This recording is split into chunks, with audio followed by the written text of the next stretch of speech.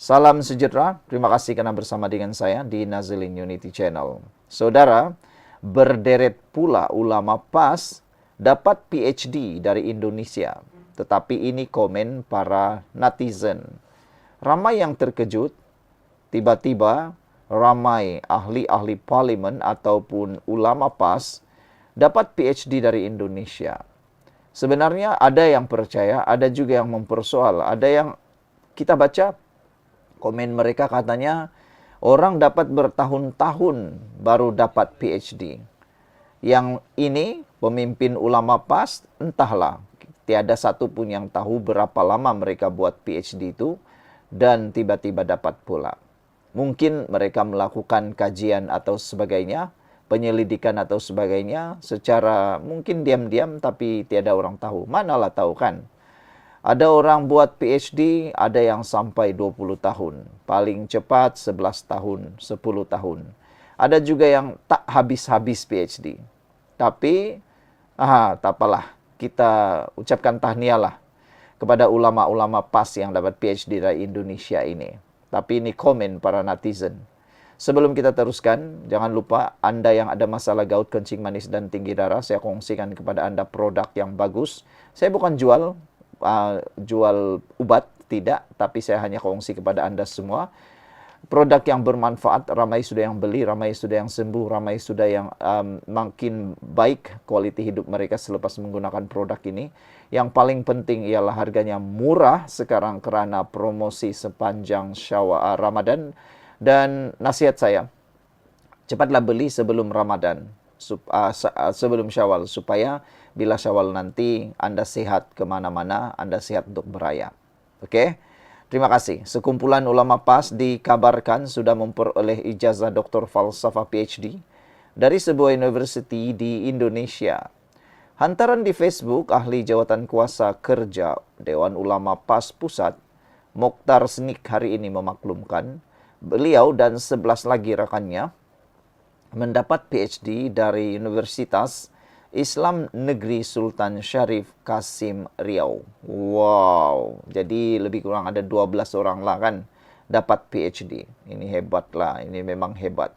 Tapi kita pernah dengar juga kan, bukan mereka lah, tapi kita pun pernah dengar juga lah kan isu-isu sijil sijil haram, sijil tidak diiktiraf, sijil dibeli di sana-sini. Ramai juga yang kita dengar-dengar yang kononnya hanya membeli sijil atau ijazah atau master atau PhD di mana-mana university yang berterabur di seluruh dunia ini. Mereka tidak membuat apa-apa, bayar dapat PhD. Harap-harap ulama-ulama PAS yang dapat ini bukanlah orang-orang begitulah. Kan kita percaya sebab mereka ni ulama. Takkanlah pula ulama tipu-tipu sijil kan. Tak layaklah ulama tipu-tipu sijil. Kita kena percayalah kan.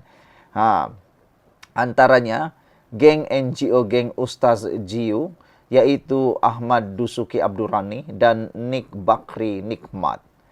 Mokhtar turut berkongsikan poster ucapan tahniah ke semua mereka yang didahului dirinya sendiri yang lengkap berpakaian istiadat convocation. Bekas ketua Dewan Ulama PAS Pahang itu memberitahu mereka mengambil tempo hampir 1 dekad untuk dianugerahkan PhD. Jadi 1 dekad lebih kurang 10 tahun lah kan. Wah, boleh tahan. Allah hadiahkan pemberiannya pada bulan Ramadan 1446 atau 1446, tidak sedikit kepayahan kami 12 orang lalui, katanya. Namun semuanya sangat indah. Yang paling indah ialah ukhuwah, katanya. Berhubung soalan salah seorang warganet berkenan ijazah sarjana muda dan ijazah sarjana, Mokhtar menjawab kedua-dua ijazah itu diperolehnya dari universiti yang sama. Rata-rata meluahkan rasa tidak percaya selain mempersoal penerapan universiti tersebut yang berada di kedudukan ke-66 terbaik di Indonesia, tangga ke-1318 di Asia, dan tempat ke-3880 di dunia. Orang lain masuk universiti ada yang penerapan tinggi diperakui persijilan dan MQA. Ada sistem merit yang jelas, terlibat dengan kerja ujian, kajian, kupasan, terbit, jurnal, sana-sini, bentang keras, kerja keras, dan masuk Viva sebelum diperaku kajian dan dianugerahkan dengan sekeping kertas bertaraf PhD. Ini apa? Bidas Warganet. Sekian dulu untuk kali ini. Jangan lupa tinggalkan komen Anda. Bye-bye. Salam sejahtera. Ini pembangkang paling teruk dalam sejarah Malaysia. Sebelum kita teruskan ulasan kali ini, Anda tulis dulu dalam ruangan komen. Adakah Anda setuju dengan pernyataan ini? Bahwa ini adalah pembangkang. Perikatan Nasional adalah pembangkang paling lemah dalam sejarah Malaysia. Kalau Anda setuju, sila tulis dalam ruangan komen Anda. Sebab saya akan berikan Anda bukti melalui laporan di Harapan Daily, bukti pembangkang sekarang paling lemah dalam sejarah. Anda harus dengar dan share video ini supaya semua orang tahu bahawa rupa-rupanya dalam banyak-banyak pembangkang yang wujud dalam Malaysia, Perikatan Nasional adalah pembangkang paling lemah dalam sejarah. Kesian jugalah kan, kadang-kadang mereka lupa diri, mereka ingat mereka lah paling kuat. Sebelum saya teruskan, siapa yang ada masalah kencing manis, tinggi darah dan gout, saya ingin perkenalkan satu produk kepada Anda. Saya bukan jual produk ini, tapi saya kongsikan dengan Anda kerana ramai sudah yang dapat manfaatnya, ramai sudah yang sembuh, ramai sudah yang memberikan testimoni bahawa lepas menggunakan produk ini, mereka menjadi lebih sehat dan mereka kata harganya lebih murah. Sekarang ada promosi sempena Ramadan dan Syawal. Semoga menjelang raya nanti Anda tidaklah kena gout sebab ada ubat nih. Selain daripada itu, ubat ini juga boleh menjadi persiapan kepada Anda menjelang raya nanti. Jangan pula nanti raya tiba-tiba Anda kena gout pula, sediakan payung sebelum hujan lah kan. Baiklah, ini bukti pembangkang sekarang paling lemah dalam sejarah. Pembangkang dilihat menggunakan helah dangkal untuk menang pilihan raya. Sekaligus bukti blok oposisi paling lemah dalam sejarah amalan demokrasi di negara ini. Pemerhati politik Liana Marzuki berpendapat, pembangkang menggunakan politik hanya mahu berkuasa, bukan untuk membina negara. Tak payah nak tunjuk pandai bekerja, atau polisi dan inisiatif mana yang baik untuk semua. Cukup dengan trik-trik dangkal selagi boleh menang. Bila dah menang, RUU 355 pun lupa. Marah bila ditanya, judi naik suka hati. Jana wibawa dibuat jadi tabung parti. Pembangkang paling lemah dalam sejarah ternyata belum cukup layak untuk memerintah, katanya lagi. Kenyataan Liana itu sebagai mengulas dua cadangan dangkal pemimpin PAS dari blok Perikatan Nasional PN untuk memenangi pilihan raya. Pertama, Pesuruhjaya PAS Selangor Datuk Dr. Abdul Halim Tamuri menggesa mereka yang berdaftar sebagai pengundi di negeri lain tetapi menetap di Selangor supaya segera memindahkan alamat undi ke negeri itu. Bercakap pada sesi dialog bersama media dan program Iftar Ramadan di Pejabat Perhubungan PAS Selangor 13 Mac lalu, Abdul Halim berkata penduduk perlu mengundi di negeri itu kerana fokus PAS sekarang adalah untuk menang di Selangor.